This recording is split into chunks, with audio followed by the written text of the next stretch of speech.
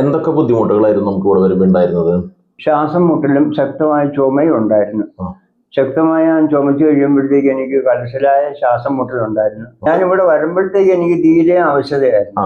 ഒരു 2 മിനിറ്റ് പോലും എനിക്കൊരു വ്യക്തിയോട് സംസാരിക്കാനോ ആരെങ്കിലും എന്നെ ഫോണിൽ വിളിച്ചാൽ അവരോട് സംസാരിക്കാനോ പറ്റത്തില്ലായിരുന്നു.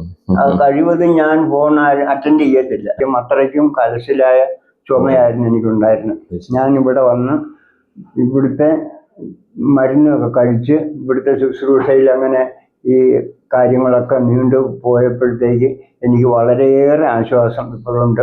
അതേപോലെ തന്നെ എനിക്ക് കാലിനും വളരെ ബുദ്ധിമുട്ടുണ്ടായിരുന്നു. എനിക്കൊരു സ്റ്റെപ്പ് പോലും നടക്കാൻ പറ്റാത്ത സാഹചര്യത്തിൽ ഞാൻ 2 ആഴ്ചയ്ക്ക് മേലെ എൻ്റെ വീട്ടിൽ തന്നെ ഒതുങ്ങിക്കൂടിയിരുന്ന ഒരു സ്ഥിതിവിശേഷം.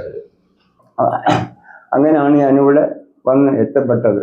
ഇവിടെ വന്ന് എല്ലാവരുടെയും ഡോക്ടേഴ്സും മറ്റുള്ള സ്റ്റാഫിൻ്റെയൊക്കെ നല്ല മനസ്ഥിതിയും നല്ല സഹകരണവും കൊണ്ടും ഈശ്വര അനുഗ്രഹം കൊണ്ടും അത് വളരെയേറെ വ്യത്യാസം എനിക്ക് ഉണ്ടായിട്ടുണ്ട്. ഞാൻ സന്തുഷ്ടനാണ്. നമ്മുടെ രോഗം എന്ന് പറയുന്നത് ലങ് ഫൈബ്രോസിസ് അല്ലെ? ലങ്സ് ചുരുങ്ങി വരുന്ന രോഗമാണ്. ഞാൻ നേരത്തെ പറഞ്ഞ പോലെ അത് പൊതുവെ അത്ര വലിയ മരുന്നൊന്നും ഇല്ലാത്തതാണ്. പക്ഷെ നമ്മുടെ മരുന്നുകൾ ഭയങ്കര എഫക്റ്റീവാണ്. ഇപ്പൊ നമ്മളോട് നമ്മളൊരു 6 ദിവസമാണ് ഇപ്പൊ, ഇന്നേക്ക് 6ാമത്തെ ദിവസമായിട്ടുള്ളൂ. ഇത്രയും ചുരുങ്ങിയ സമയം കൊണ്ടാണ്. ഇത് എത്ര വർഷം പഴക്കമുണ്ട് ഈ രോഗത്തില്? ഇതിപ്പം ഒരു 6 മാസത്തെ പഴക്കമേ ഉള്ളൂ. 6 മാസത്തെ പഴക്കം. അപ്പൊ നമ്മളതിൽ സ്കാനിന് എടുത്തപ്പോ അല്ലെ, CT സ്കാൻ എടുത്തപ്പോഴാണ് ലങ്സ് ചുരുങ്ങി വരുന്നതാണെന്ന് മനസ്സിലായത് അല്ലെ? അതെ, CT സ്കാൻ എടുത്ത് ഞാൻ ഡോക്ടറെ ഒരു അലോപ്പതി ഡോക്ടറെ സമീപിച്ചു.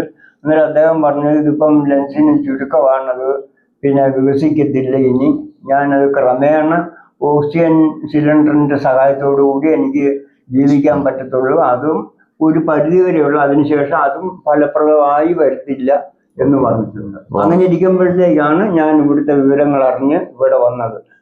നമ്മുടെ ഇവിടെ ഇടയ്ക്ക് ചെറിയൊരു മരുന്നൊക്കെ ഇവിടെ ചെയ്തിരുന്നു. സാധാരണ അത് ചെയ്യുമ്പോഴേ നമ്മൾ ലങ്സിനുള്ളിൽ കെട്ടി നിന്നിരുന്ന കട്ടിയുള്ള കഫുണ്ട്, അതൊക്കെ കുറെ പുറത്തു പോകുമ്പോൾ ലങ്സിനുള്ളിൽ കുറച്ചും കൂടി ഓക്സിജൻ നിൽക്കാനുള്ള സ്പേസ് ഉണ്ടാവുന്നു. അപ്പോൾ അങ്ങനെയൊക്കെയാണ് ഇതുണ്ടാവുന്നത്. പിന്നെ മരുന്നുകൾ ഈ ഒരു ലങ്സിന്റെ ഒരു കട്ടിയുണ്ട്, ഫൈബ്രോട്ടിക് ചേഞ്ച് എന്ന് പറയും.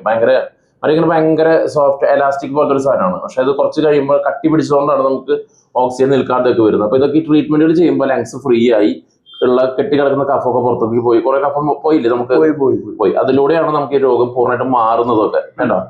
അപ്പൊ ഇത് നമുക്ക് ഓൾറെഡി നല്ല റിസൾട്ട് ഉള്ളതാണ്. ഈ ചികിത്സ എല്ലാവർക്കും ചെയ്യും. ഒരാഴ്ച കൊണ്ട് തന്നെ ഒരു ഭയങ്കര വ്യത്യാസം വരുന്ന ഒരു ചികിത്സയാണ്.